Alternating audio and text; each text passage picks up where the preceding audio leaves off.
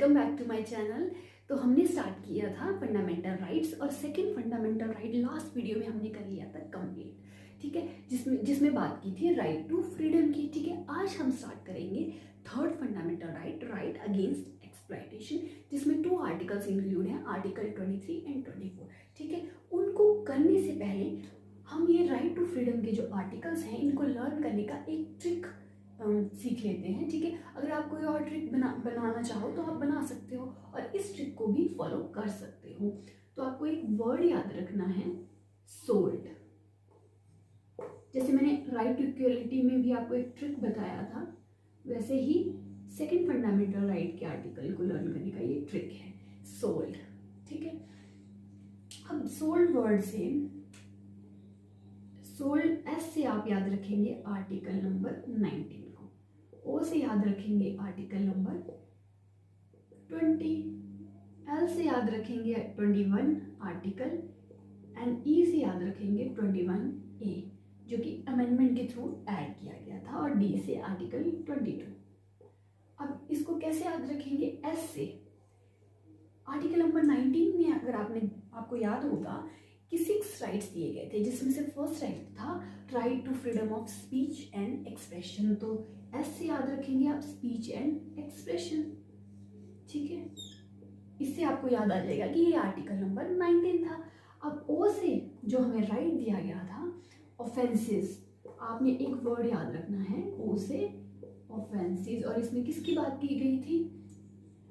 Protection in respect of conviction for offences. ठीक है, अब एल से याद रखेंगे लाइफ, इसमें बात की गई थी protection of life and personal liberty की।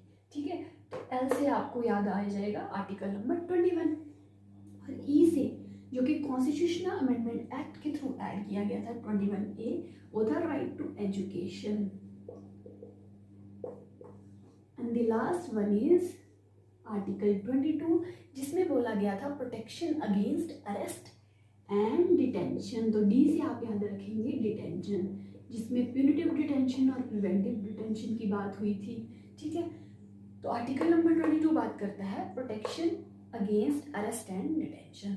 तो इस तरह से आप याद रख सकते हैं इस पूरे राइट टू फ्रीडम के आर्टिकल्स को। ठीक है, तो चलिए अब हम स्टार्ट करते हैं आर्टिकल नंबर 23।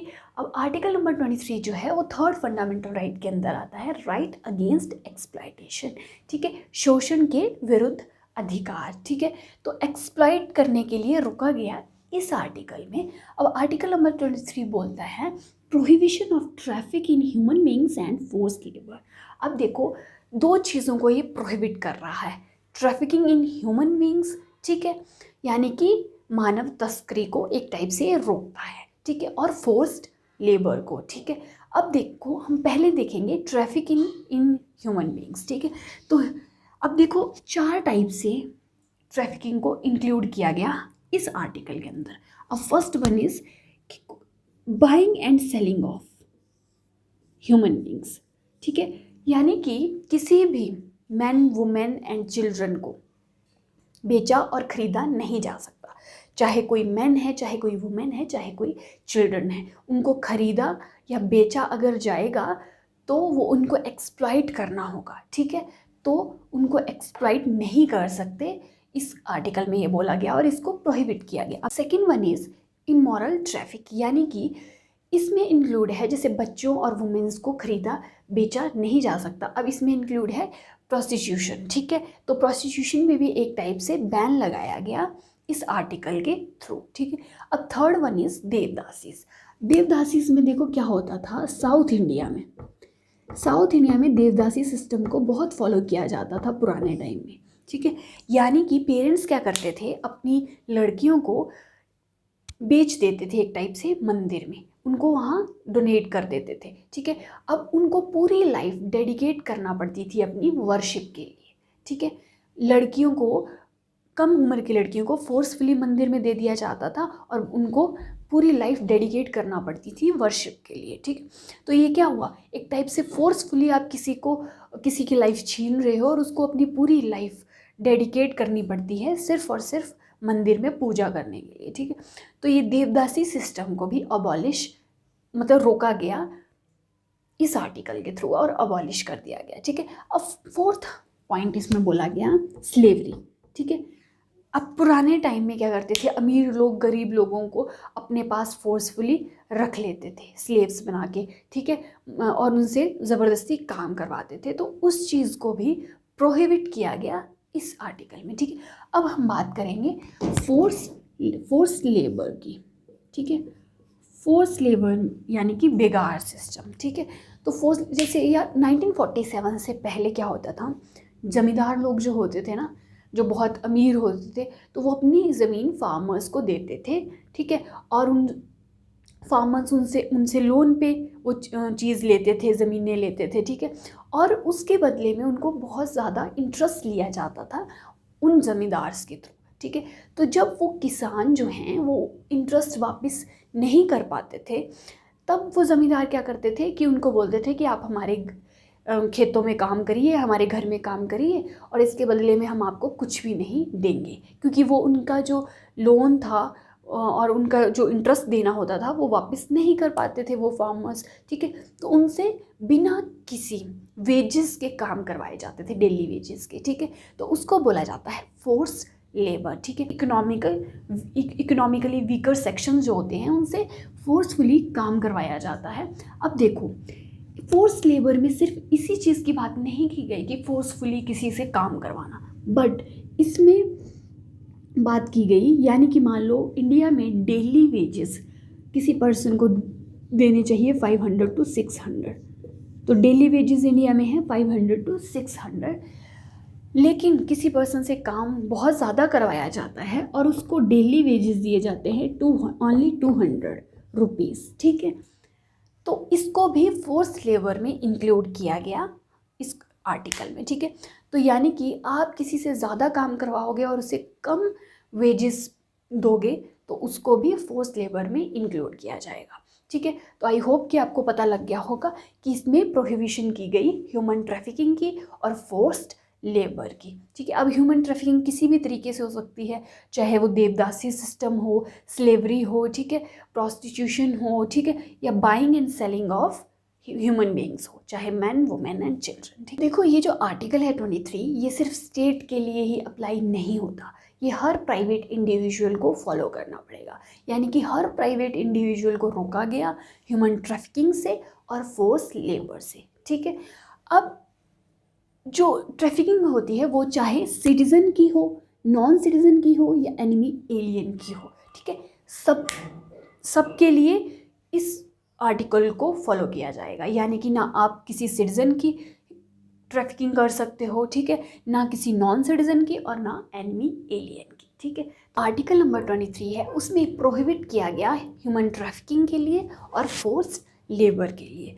अब इस आर्टिकल में कुछ एक्सेप्शंस हैं, यानी कि स्टेट को इसमें बोला जाता है कि मिलिट्री सर्विस और सोशल सर्विस के लिए किसी भी पर्सन को बोला जा सकता है बाय स्टेट। ठीक है, और इस केस में स्टेट चाहे तो उसको कुछ भी पे नहीं करेगी। ठीक है, तो इस केस को ये नहीं बोला जा सकता कि ये फोर्स्ड लेबर है, क्योंकि इसमें सोशल सर्विस का काम हो रहा है, ह्यूमन बेनिफिट का काम हो रहा है। फॉर एग्जांपल, जैसे कि हमारी कंट्री की कोई वॉर चलती है, ठीक है, और उस वॉर के टाइम पे स्टेट को बहुत ज़्यादा ज़रूरत है, हमारी गवर्नमेंट को बहुत ज़्यादा ज़रूरत है कुछ लड़कों की, और स्टेट डिसाइड करता है कि इतनी एज से इतनी एज के लड़कों की हमें बॉर्डर पे ज़रूरत है। ठीक है, तो ये मिलिट्री सर्विस का एक काम हो जाता है जहाँ पे स्टेट कुछ लड़कों को बुलाती है, और इस टाइम पे स्टेट उनको कुछ भी पे नहीं करती है उस टाइम पे। ठीक है, तो इसको फोर्स लेबर नहीं बोला जाएगा।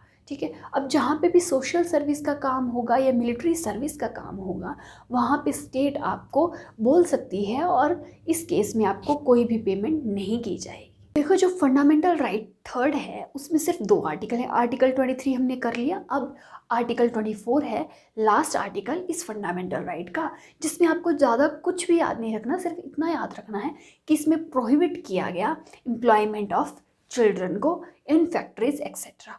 अब देखो, इसमें चिल्ड्रन की जो बात की गई है वो है less than 14 years of age के चिल्ड्रन। ठीक है, जिनकी जो बच्चे 14 ईयर्स से एज से कम हैं उन बच्चों को रोका गया जॉब करने के लिए किसी कौन कौन से एरियाज़ में, फैक्ट्रीज़ में, माइंस में, कंस्ट्रक्शन वर्क में और किसी भी हैज़ार्डस एक्टिविटीज़ में, ठीक है। यानी कि जहाँ पे उनकी लाइफ को कुछ भी इफ़ेक्ट हो रहा है, वहाँ पे उनको खतरा है, वहाँ से उनको रोका गया जॉब करने के लिए, ठीक है। अब इसमें लेस देन 14 ईयर्स के एज के बच्चों की बात की गई। अब देखो कि इसके लिए बहुत सारे एक्ट्स लेके आया हमारा पार्लियामेंट, ठीक है। जैसे कि चाइल्ड लेबर एक्ट आता है 1986 में। अब इस चाइल्ड लेबर एक्ट जो 1986 में आया था, इसमें 18 ऑक्यूपेशंस और 65 ऐसी प्रोसेसेस बताई जाती हैं। इन ऑक्यूपेशंस में ये 14 ईयर्स से कम एज के बच्चे जो हैं वो काम नहीं कर सकते, ठीक है। अब चाइल्ड लेबर एक्ट में आपने सिर्फ ये याद रखना है कि 1986 में लाया गया, ठीक है। और इसमें 18 ऐसी प्रोसेस ऑक्यूपेशंस बताई गई, 65 ऐसी प्रोसेसेस बताई जाती हैं जिन एरियाज़ में जो ये बच्चे हैं 14 ईयर से कम के वो काम नहीं कर सकते हैं, ठीक है। अब इसी एक्ट को बहुत बार इसमें अमेंडमेंट की जाती है और एक अमेंडमेंट आती है 2016 में, ठीक है। अब इस अमेंडमेंट के थ्रू इस एक्ट का, चाइल्ड लेबर एक्ट का नेम कर दिया जाता है principal act as this child and adolescent. जो प्रिंसिपल एक्ट आया as the child and adolescent वाला 2016 में, ठीक है, यानी कि चाइल्ड लेबर एक्ट जो 1986 वाला था, इसको अमेंड किया जाता है और इस एक्ट को लाया जाता है 2016 में। अब इस 2016 वाले एक्ट में दो चेंजेस किए जाते हैं। एक कि देखो 14 ईयर से जो कम एज के बच्चे थे, पहले तो बोला गया था कि वो काम कर सकते हैं लेकिन किसी हज़ार्डस एक्टिविटीज़ में काम नहीं कर सकते, फैक्ट्रीज़ में, माइंस में, कंस्ट्रक्शन वर्क में, ठीक है। लेकिन अब 2016 के बाद ये बोला जाता है कि वो किसी भी ऑक्यूपेशन में काम नहीं कर सकते हैं। अब देखो, अगर 14 ईयर से कम एज के बच्चे जॉब करने लगेंगे, कोई काम करेंगे, तो जो हमारा एक राइट था 21A जो आर्टिकल है जिसमें बोला गया राइट टू एजुकेशन के बारे में, और उसमें हमने देखा था कि राइट टू एजुकेशन में कौन से एज के बच्चों की बात की गई थी, 6 to 14 ईयर्स के बच्चों की बात की गई थी, ठीक है। तो उनको क्या, उनका ये फंडामेंटल राइट है कि उनको एलिमेंट्री प्राइमरी एजुकेशन जो है वो प्रोवाइड करवाई जाए, ठीक है। अगर उनको वो एजुकेशन वाले इस फंडामेंटल राइट को फुलफ़िल करना है तो फिर आपको यहाँ से इनका जो ऑक्यूपेशन है उसको कम करना पड़ेगा, तभी वो ये वाला आर्टिकल जो है वो फुलफ़िल किया जाएगा। अगर वो जॉब करेंगे तो फिर उनको प्राइमरी एजुकेशन कैसे प्रोवाइड की करवाई जाएगी, ठीक है। तो 2016 में ये अमेंडमेंट की जाती है और बोला जाता है कि 14 ईयर से कम एज के बच्चे जो हैं वो कहीं भी जॉब नहीं कर सकते। और उसमें एक और बोला जाता है एडोलेसेंट बच्चों के बारे में। अब एडोलेसेंट बच्चे कौन कौन सी एज में, 14 to 18 ईयर्स के जो बच्चे हैं एडोलेसेंट, ठीक है, उनको बोला जाता है कि वो भी किसी ऐसी हैज़ार्डस एक्टिविटीज़ में जॉब नहीं कर सकते जहाँ पे उनकी लाइफ खतरे में हो, ठीक है। यानी कि वो किसी फैक्ट्री एक ऐसे कंस्ट्रक्शन वर्क में काम नहीं कर सकते जहाँ पे उनकी लाइफ को इफ़ेक्ट हो, ठीक है। देखो, ये जो प्रिंसिपल एक्ट आया था 2016 में, इसमें दो बातें बोली गई। एक, जो 14 ईयर से कम एज के बच्चे हैं वो कहीं भी जॉब नहीं कर सकते, कोई भी ऑक्यूपेशन जो है वो ज्वाइन नहीं कर सकते। और जो 14 से 18 ईयर के जो एडोलेसेंट बच्चे हैं वो हज़ार्डस एक्टिविटीज़ में काम नहीं कर सकते, ये बोला गया है इस एक्ट में।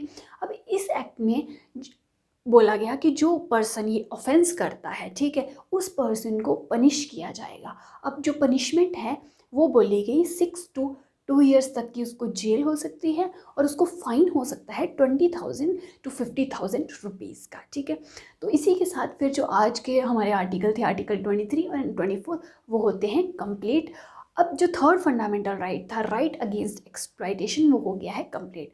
अब हम नेक्स्ट वीडियो में देखेंगे fourth fundamental right. So I hope आपको वीडियो अच्छी लगे। वीडियो अच्छी लगे तो वीडियो को लाइक शेयर ज़रूर करिए और मेरे चैनल को सब्सक्राइब करिए। मिलेंगे नेक्स्ट वीडियो में। Till then, bye bye.